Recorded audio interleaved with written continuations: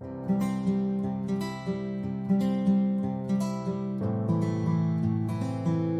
gente vai estudar aqui agora quais são as três principais revelações que a humanidade teve, as três maiores.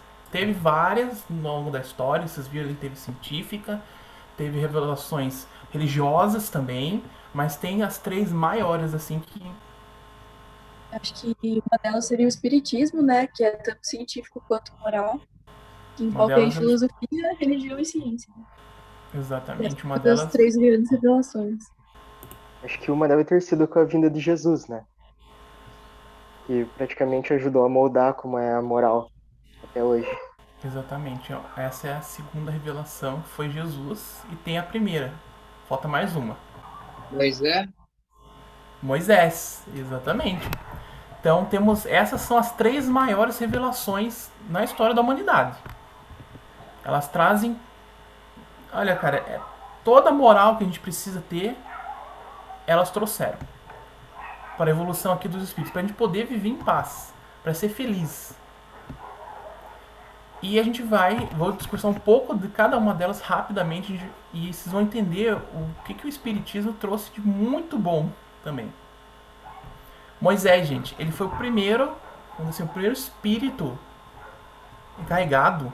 Ele teve uma missão e eu acredito muito bem assim que foi enviado pelo Cristo, tá? Jesus ele é um governador da terra espiritual e Moisés ele trouxe a primeira revelação que eram os 10 mandamentos. Eles são muito importantes até hoje, são leis divinas que estão ali e um conhecimento de um Deus único. Esse foi a contribuição dessa primeira revelação. Então ele revelou essas duas coisas. Naquela época, era muito comum ter o politeísmo, ter a adoração de vários deuses, inclusive antropomorfizar esses deuses, ter adoração de animais. Então era uma coisa muito confusa isso também. E não era correto, vamos dizer assim, né? E aqui ele trouxe o conhecimento de um Deus único. A gente adorar e se centrar em um Deus único que é verdadeiro, que existe. Certo? E os 10 mandamentos, que são o código moral que é muito importante ser seguido. Se a gente quer ter harmonia na civilização, esse código moral ele precisa ser seguido. Só que assim, Moisés não trouxe os 10 mandamentos. Depois ele cria outras leis para poder disciplinar o povo judeu. Né? Essas leis já são leis humanas. Os 10 mandamentos são leis divinas. As leis humanas a gente sabe que elas são falhas, né? E passou um bom tempo com essas leis humanas agindo ali, certo? E aí veio Jesus, que é a segunda revelação. O que Jesus revelou, gente? Ó, ele vai falar o seguinte, primeiro, antes de a gente começar aqui. Ele vai falar assim: não penseis que eu tenha vindo destruir a lei, não penseis que eu tenha vindo destruir a lei ou os profetas. Não os vim destruir, mas cumpri-los. O que Jesus revelou para avançar, para ajudar na evolução moral do planeta?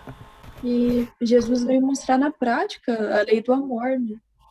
Então ele demonstrou através das atitudes dele como que deveria ter nossa conduta, como que a gente deveria sempre estar voltado ao amor, voltado à caridade, tudo isso na prática, né? Ele mostrou através de atitudes.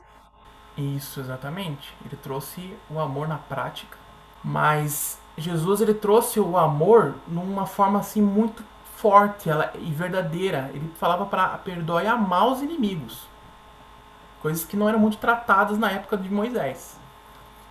Então ele trouxe o amor, ele trouxe o conhecimento da vida após a morte, a vida futura, imortalidade da alma.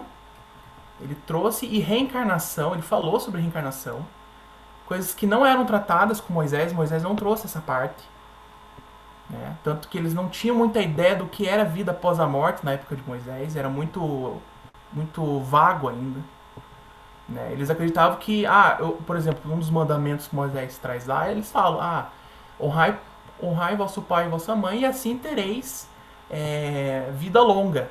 Então eles acreditavam que eles iam viver mais aqui na Terra. Então não tinha essa ideia muito ainda de mundo espiritual, de vida após a morte. Jesus trouxe isso muito bem. Inclusive ele trouxe as consequências, como eu vivo como eu vivo aqui na Terra, isso pode influenciar depois da minha morte, depois do meu desencarne. Teve uma coisa que ele trouxe, além disso tudo, ele trouxe outra coisa que Moisés não tinha na época, que Moisés não trouxe na época. Quer dizer, ele trouxe a ideia de Deus único, certo? Mas como é que era o Deus de Moisés? Como é que Moisés apresentava Deus pro povo? Apresentava realmente como um Deus realmente, mas Jesus apresentou mais como um pai, né? Isso, Jesus apresentou Deus como Pai. Moisés, se vocês forem ler o Velho Testamento, né, um dia tiver curiosidade, a imagem de Deus de Moisés é um Deus muito severo. Ele é invejoso, ele é vingativo.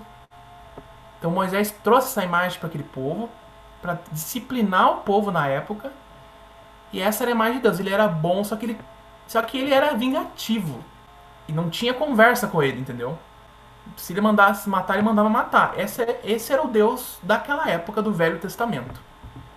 E o que você falou, Ian Lucas, é isso mesmo. Jesus, ele tira essa imagem de Deus, que não é a imagem verdadeira dele, né?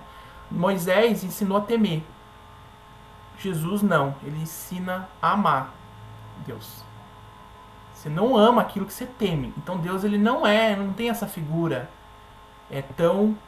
ele não é essa figura assim de vingativa, rancorosa que a gente vê. Inclusive ainda se ensinam hoje em dia. Ele trouxe a ideia de Deus Pai, um Deus que ele educa, mas ele te ama, ele quer ter o bem e a tua felicidade. É isso que você comentou. Então temos aí imortalidade da alma, reencarnação, amor e Deus do amor, né? Então essa é a contribuição, esse foi o avanço que Jesus trouxe. Só que tem um probleminha, gente. Tem uma questão aí. Você até comentou, né, Ian Lucas, ali. Como é que ele contava essas coisas pro povo? Como é que era trazido os ensinos de Jesus? Normalmente, na maioria dos casos. E muito por conta de parábolas, né? Exatamente, por parábolas. Ele não dava muitas coisas diretamente porque eles não iam entender também. Eles tinham que contar em forma de parábola, certo? E é isso que ele vai falar ali, ó. Muitas das coisas que vos digo, não podeis ainda compreendê-las. E tenho para vós dizer muitas outras que não compreendereis. Por isso eu vos falo por parábolas. Mais tarde, porém, vos enviarei o Consolador, o Espírito de verdade, que restabelecerá todas as coisas e vos explicará todas. Olha só que legal. Ele já falava, tem coisas que vocês não vão entender agora. Mas eu vou enviar a vocês o Consolador, o Espírito de verdade, para restabelecer, para botar as coisas no lugar. Aí você se pergunta, por que ele falou restabelecer? O que aconteceu depois do cristianismo? O que fizeram dos ensinos de Jesus depois que ele desencarnou, gente? Depois de um tempo, assim. Que deturparam bastante, né? Toda a questão das cruzadas, da Inquisição. Exatamente, pegaram e fizeram guerras. Deturparam muito, adulteraram as escrituras. Então ele já estava prevendo isso. E ele vem, né? Teve toda aquela questão, infelizmente, né? A religião acabou sendo até motivo de muito sofrimento, porque foi mal usada. E aí ele vem, eu vou enviar o Espírito de verdade para restabelecer as coisas, para poder botar as coisas no lugar também, de volta. E aí, meus irmãos, a gente entra na doutrina espírita. E aí você se pergunta, o que a doutrina espírita revelou? O que ela trouxe? Um pouquinho vocês já sabem, assim, o que vocês estão vendo na doutrina espírita, o que ela está fazendo? Os conceitos, né, mais profundos sobre Deus, os homens. Exatamente. Então você tem muito mais aprofundado o conhecimento que Jesus trouxe. Ele continua com a doutrina espírita, mais aprofundado ainda. A doutrina espírita ela não veio negar Jesus de jeito nenhum. Senão é uma continuação do cristianismo. E é uma coisa assim, gente. Muito tempo na história da humanidade, a comunicação com os espíritos ela era tida muito como uma coisa muito mística e muito isolada também. Era uma coisa restrita e não tirava aquilo como uma coisa boa, com proveito da humanidade. Logo depois, né? Ali de Jesus e antes, na antiguidade, faziam isso muito. Então, comunicar com os espíritos não tinha-se muito proveito. Eles não sabiam usar isso muito bem, os povos antigos. Alguns sim, não é todo mundo. A doutrina espírita, o que ela vem? Ela vem e prova a existência da alma. Então, sai daquela ideia assim de só acreditar. Ah, eu acredito. Não, eu sei que existe. Você tem reencarnação muito bem trabalhada e aprofundada. A imagem de Deus é o Deus Pai que a gente está cultivando. Você é um espírito imortal, você reencarna, você não é criado mal. Então, isso tirou. O Espiritismo vem e tira tudo isso. E desfaz muitos erros que foram colocados ali, né, enxertados na doutrina de Jesus. Então, a doutrina espírita é a continuação, nada mais, nada menos do que ela está vindo continuar o que Jesus não conseguiu fazer naquela época, pela falta de, ou pela imaturidade dos espíritos naquela época, e agora a gente está tendo um momento de ápice aqui, né? Até mesmo sobre o universo, né? Porque aqui na minha casa, a gente faz evangelho segunda-feira. Na segunda passada, a gente pegou um capítulo que fala bem, bem certeiro que existe vida em outros planetas, né? E aí, se Jesus chegasse e falasse isso para o povo daquela época, como é que eles iriam reagir, né? Se qualquer coisinha já era algo extraordinário, imagine saber que tem vida em outros planetas. Exatamente, imagina ele falar isso naquela época, de uma forma bem, né, abrangente. Aí o Allan Kardec ele vai comentar isso lá, ele fala o seguinte, ó, uma importante revelação, terceira revelação, se cumpre na época a que nos mostra. Uma importante revelação se cumpre na época atual, a que nos mostra a possibilidade de comunicação com os seres do mundo espiritual. Esse conhecimento não é novo, sem dúvida, mas permaneceu até os nossos dias, de certa forma, no estado de letra morta, quer dizer, sem proveito para a humanidade. Isso que você acabou de falar aí, Lucas. Porque você, olha só, olha o conhecimento que ela está trazendo. Você é um espírito imortal. A Terra não é o único mundo que a gente habita também. Que a gente vai habitar futuramente também. Então tem outros mundos que tem seus habitantes, que tem os espíritos lá, eles podem reencarnar aqui e vice-versa. Então isso já mostrou vida em outros mundos, a nossa relação com os espíritos encarnados e desencarnados, e a nossa relação com os outros mundos também. Então, você viu que legal que aumentou para uma escala universal a nossa responsabilidade, a consideração que nós precisamos ter com os seres ao nosso redor, com as pessoas ao nosso redor, com cada ser vivo. Então ele expandiu até para fora da Terra. Imaginem, né? Agora a gente está tendo consciência, está tendo entendimento para isso, né? Agora imagina na época de Jesus, se não conseguiu nem perdoar até hoje está lutando contra isso, né? Perdoar um irmão, um vizinho, não ia entender nada. Até a reencarnação foi um pouco complicado, né? Quando ele conversa com o Nicodemos, Jesus tem a conversa com o Nicodemos, ele tenta entender a reencarnação, mas tem algumas coisas que é meio truncada para ele. Mas é interessante que, com o raciocínio de vocês, a primeira revelação mosaica, ela fala ali sobre justiça, né? Ele deixa muito enfatizado, muito assim, cravado dentro do Velho Testamento, a questão de justiça, né? Já com Cristo vem uma outra questão. Ele fala em justiça, mas ele agrega uma coisa com ênfase maior, assim, que é a doutrina do amor, né? É aquele sentimento, assim, do bem do homem com ele mesmo, com Deus e com todos os irmãos deles que estão ali, irmãos de humanidade, né? E o Espiritismo reafirma a justiça, reafirma o amor, né? Contempla isso e traz o quê? Ele traz a verdade, né? Com Kardec, né? Então a gente vê ali falaram as 13 revelações, e a doutrina dos espíritos está personificada em alguma figura? Não, a doutrina espírita foi muito mais um trabalho em conjunto, assim, né?